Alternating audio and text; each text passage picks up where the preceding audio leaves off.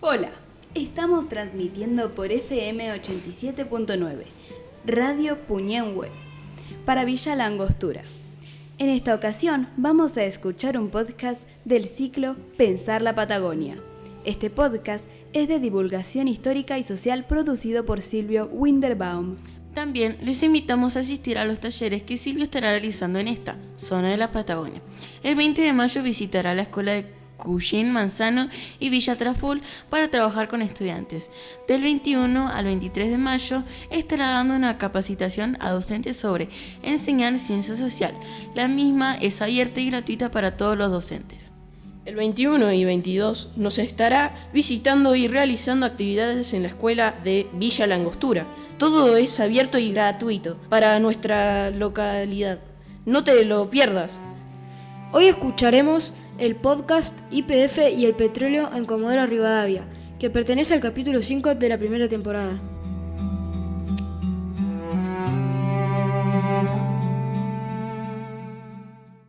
Estás a punto de escuchar un episodio de Pensar la Patagonia, un podcast con temáticas patagónicas que permiten reflexionar desde el presente sobre la historia, los protagonistas, la economía, los pueblos originarios y la actualidad de nuestros territorios. Pensar la Patagonia es una producción de Editorial Pido la Palabra, casa editora patagónica con 26 años de historia, contando nuestra historia. Episodio número 5. Comodoro Rivadavia, YPF y el petróleo. Lo narra el profe Silvio Winterbaum.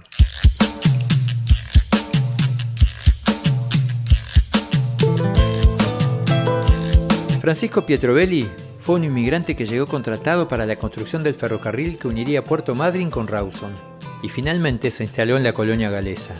Junto a otros pobladores organizaron expediciones para explorar el interior de Chubut, y así llegaron a los lagos Masters y Colhue Huapi, donde encontraron un valle fértil y solicitaron tierras para establecer un nuevo pueblo.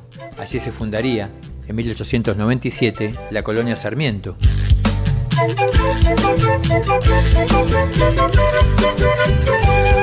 Sin embargo, el aislamiento era muy grande.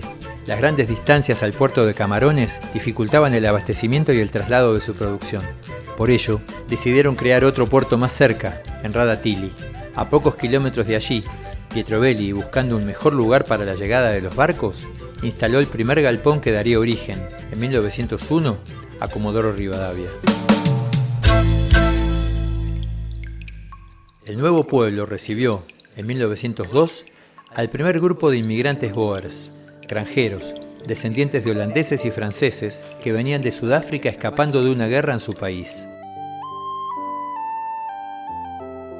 Estás escuchando el podcast Pensar la Patagonia, de Editorial Pido la Palabra.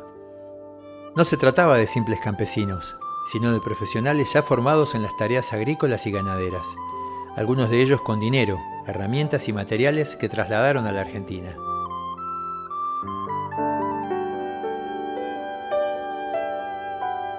Hasta 1907, otros grupos de boers llegaron y se instalaron en distintas zonas de la Patagonia, aunque algunos de ellos finalmente volvieron a su tierra. En esos tiempos, el principal problema de Comodoro Rivadavia era la falta de agua dulce. Para resolverlo decidieron realizar perforaciones en profundidad. Pero superados los 500 metros, no encontraron agua, sino que comenzó a brotar un líquido negro y aceitoso. Habían descubierto petróleo.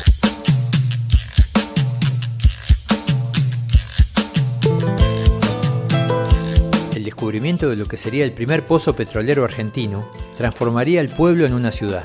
La creación y crecimiento de YPF, unos años más tarde, traería una enorme cantidad de nuevos pobladores que convertirían a Comodoro Rivadavia en una de las ciudades más importantes de la Patagonia. La extracción de petróleo y carbón atrajeron y todavía atraen a la Patagonia a miles de trabajadores.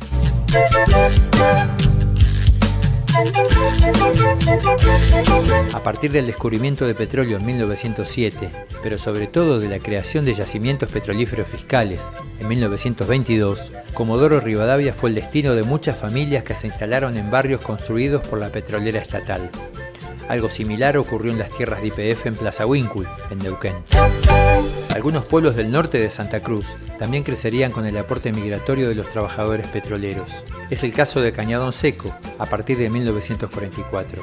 En lo que era una zona de estancias ovejeras, se formó un campamento y después un pueblo. El puerto de Caleta Olivia también se dinamizaría a partir de este descubrimiento. Otros pueblos de la zona, como Las Heras y Pico Truncado, nacidos a partir de la construcción del ferrocarril como centros de servicios para las estancias de la zona, también se transformarían completamente con la llegada de YPF. Algo similar ocurrió en Río Turbio, donde en 1941 se instaló el primer campamento para la explotación del carbón. Más adelante, yacimientos carboníferos fiscales. Una característica de YPF y también de YCF fue que estas empresas del Estado se ocuparon de construir barrios, hospitales y clubes para los trabajadores y sus familias, que tenían así todas sus necesidades básicas cubiertas.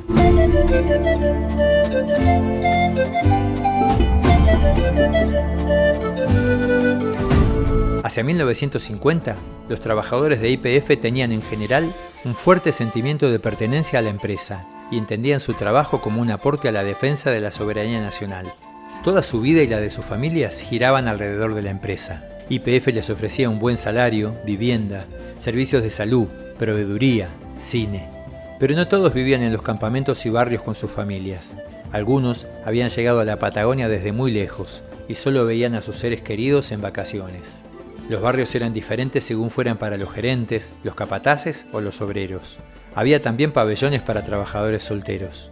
Los trabajadores destinados a las tareas en el campo, como los que estaban en boca de pozo o los recorredores de producción, trabajaban en turnos rotativos de 8 horas, de mañana, de tarde y de noche. El primer turno comenzaba a las 6 de la mañana con frío, viento, nieve o lluvia.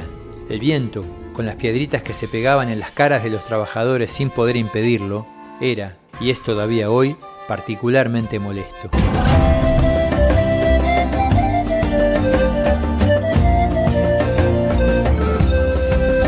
Se trasladaban con las herramientas en camionetas de la empresa hasta la batería o pozo, donde en el mejor de los casos había una casilla de madera donde refugiarse y tomar unos mates en los momentos de descanso. Vestían mameluco, botines, guantes y casco, aunque no siempre contaban con todos los elementos de seguridad necesarios. Realizaban un trabajo extremadamente peligroso entre motores, aparatos de bombeo, correas, poleas y productos químicos de distinto tipo, que muchas veces les provocaban accidentes. La vida social y deportiva de los trabajadores de YPF y sus familias era intensa, en distintos clubes y cooperativas. Eran comunes los campeonatos de fútbol en los que competían entre los distintos sectores de la empresa. También fue importante durante muchos años el festejo del 13 de diciembre, Día del Petróleo Nacional, en recuerdo del descubrimiento del primer pozo en Comodoro Rivadavia. Esto no significaba que no hubiera conflictos. Las duras condiciones de trabajo muchas veces provocaron reclamos, como las grandes huelgas petroleras de 1931 y 32 en Comodoro Rivadavia y la de 1958 en Plaza Huíncul, entre otras. Hasta aquí compartimos un nuevo episodio de Pensar la Patagonia, un podcast con temáticas patagónicas que permitan reflexionar desde el presente sobre la historia, los protagonistas, la economía, los pueblos originarios y la actualidad de nuestros territorios patagónicos. Pensar la Patagonia es una producción de la editorial Pido la Palabra, guión y conducción, el profesor Silvio Binderbaum.